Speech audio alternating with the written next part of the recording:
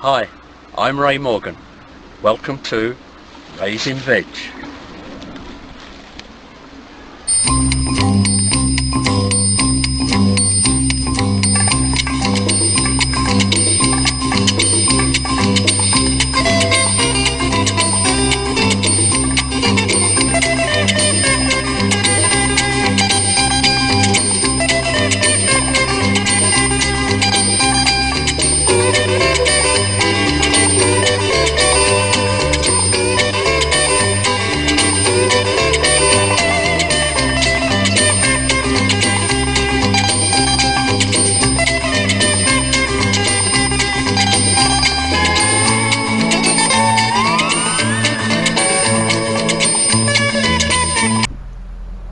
Hi, welcome back.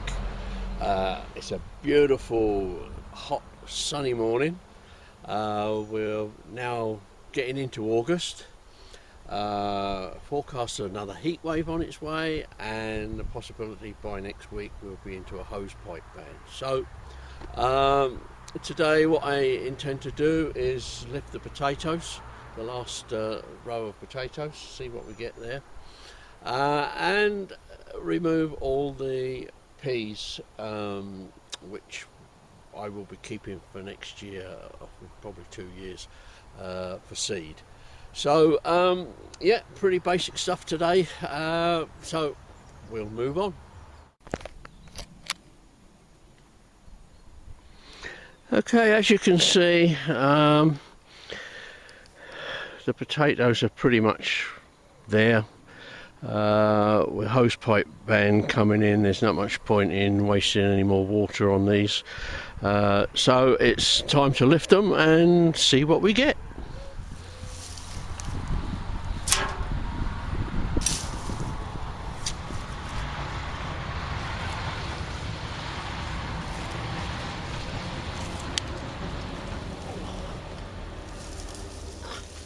Oh, looks like we have a few more jacket potatoes. Yep.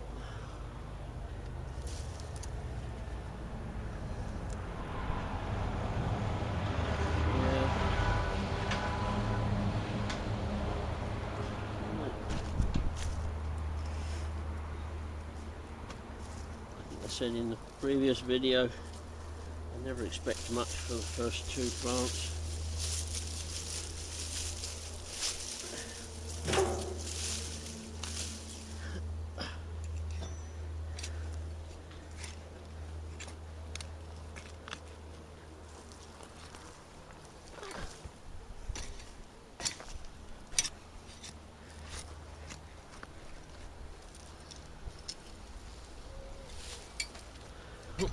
Another one.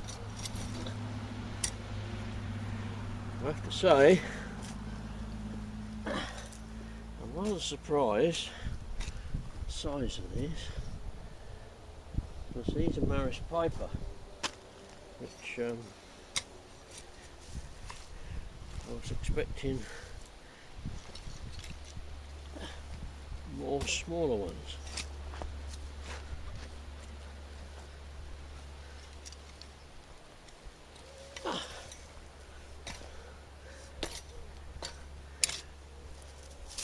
It looks like we could be living on jacket potatoes next winter.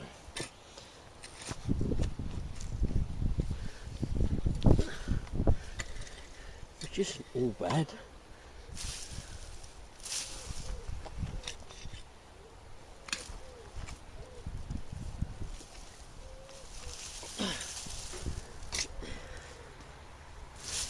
Bit better. That's the sort of size I was expecting.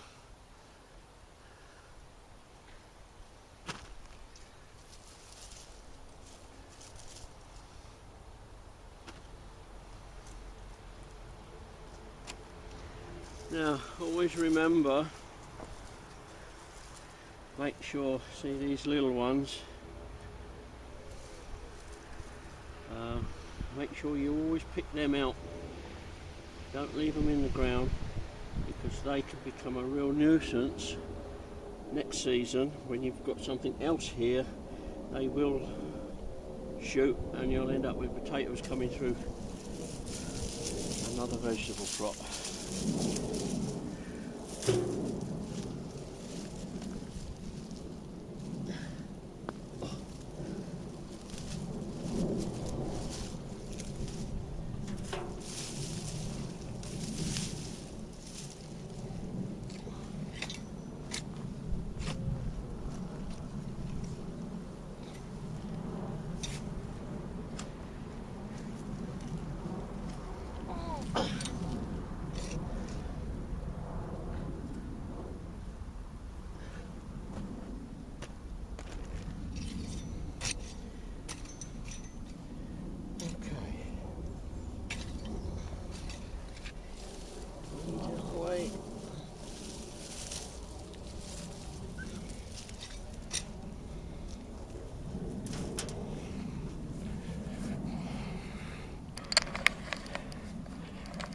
Camera around a little bit.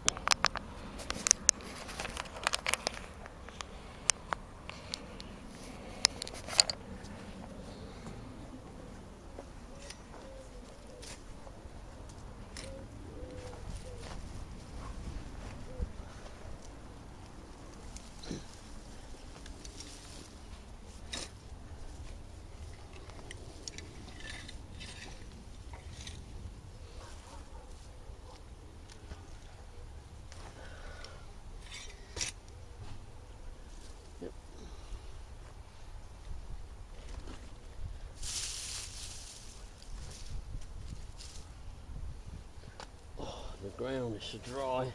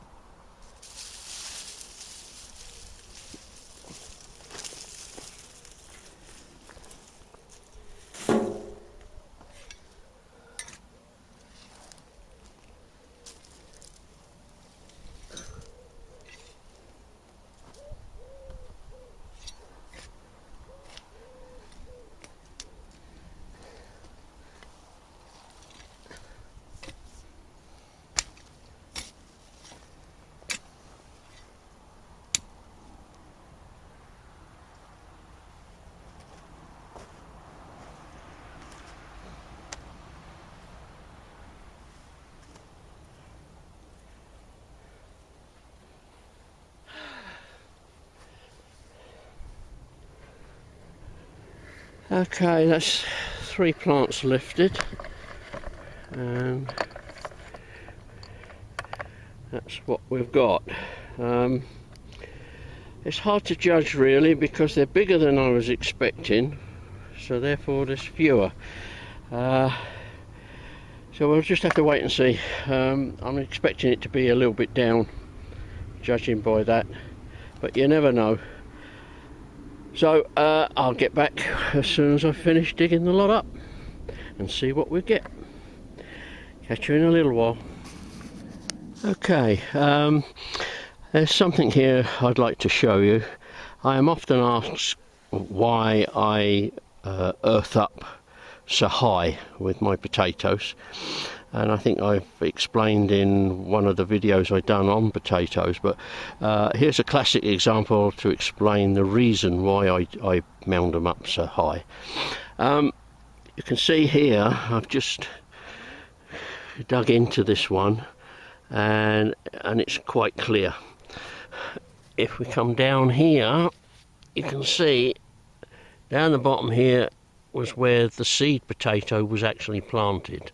It has disintegrated and dried up, but you can see from there that's the level, and then as you come up you can see where the potatoes have grown from, which is there's the centre stalk coming up, and the side shoots have come off this centre stalk and produced the potatoes. And you can see even up here you've got one here which is 3-4 inches just below the surface. Now if I hadn't mounted that up, the likelihood is that may not have grown in the first place, but if it had, it would have been exposed to sunlight and gone green and would be useless. But so that explains why earthing up is quite important if you want to improve the crop. So we'll just clear this lot. Let's see what we've got here. Let's see if I can. Oh, there's another one behind. As you can see, that's it's not a bad little cluster. There's another one. Yeah. So it's so important. Another one. Okay, I think we're moving now into the next plant across. So anyway, that's the reason why. Now you can see here, there is the root, but the actual seed potato which produced these was down here. So that's the difference. Okay, on with the cropping. Okay, all the spuds are up, and I think, looking at it, we could be slightly better off with this row than with the first row.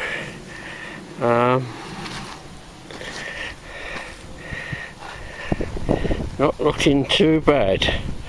There are one or two with slug damage, but overall, once again, I think they've been pretty good. So what I'm going to do now is bag them up and have just a quick weigh in and get some rough idea of how many's here. Back in a minute. Okay, just had a quick rough weigh in. It's round about almost 40 kilos, which is better than the first row, but still down on what I had hoped. I always try, I'm always looking for roughly 2 kilos per plant. I think that's a fair assessment or possibility of growing. But we're down this year a little bit. So under the conditions we've had the last 2 months, which has been almost sort of drought conditions, not too bad, but the potatoes themselves are looking good. Again, because of the dryness, I haven't come across too many slug damaged ones. There are a few, but not that many. So overall, yeah, I'm happy with that. There's nothing I can do. So these will go home like the others. The others were already dried out and sorted, graded, and are in the Hessian sacks. These will be done the same over the next 4 or 5 days and stored away for a winter. So job done. Now to move on to the next job, which is pick all the dried peas, which are just there. Okay, right, as I said, time to pick the peas. As you can see here, these are yeah, well dried, and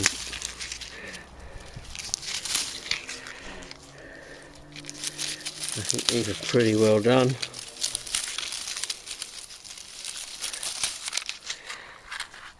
And what I will do, I will still lay these out when I get home. These need shelling, and okay.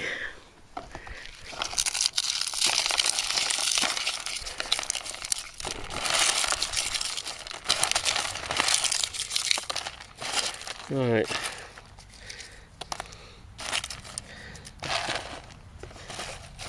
Take all these husks out. Okay. Now, although they look dry, there may still be a little bit of moisture in there, so I will still lay these out on a tray, maybe for 2 days, because they are pretty well dried out. Yeah, you can tell just by putting a nail into them. Actually, I think they'll probably be okay. The problem is, you want to be sure that they're absolutely dry, because I store them in a jar, so wherever you store them for next year, you don't want any moisture in them at all. They'll need, some of these are pretty well gone, but we'll sort that out. You don't want any moisture in them at all, because once you store them and there's any moisture, they'll sweat and then they'll go rotten. They'll get mildew and start to rot. So it's important that the peas are really dry before you store them. So okay, I'm going to get on and pick this lot, and I can see I'm going to have to do a lot of sorting once they've been shelled. But one of the pains of allotments, I suppose. I wasn't expecting to have so many seeds, but that's not such a bad thing. Okay then, on with the pea picking. Right, so what we need to do is not only take the peas off, but we also need to pull the peas up. So the easiest way of doing that is obviously just pull the peas up, plant, like so, and then run your hand down the stems and pick off the peas. Okay, that's all the peas picked. Good few there. I've just got to dehusk them. Most of them they'll just crunch up, lay them out, and then we'll bag them up for next year. Okay, so there we have it. All the spuds are up and safely gathered in. All the peas have gone. I've collected. They need sorting out and grading, and what I've done now is I've taken the fence that was down on the outside and I've moved it up. I've taken one of the lines out. I've still left the second line of pea fencing because we have had problems with deer, so I've now got this fenced off. And I've also put some glitter strands up, hopefully to keep the rooks off of the sweet corn. So that's it. Until next time, I'll catch you later.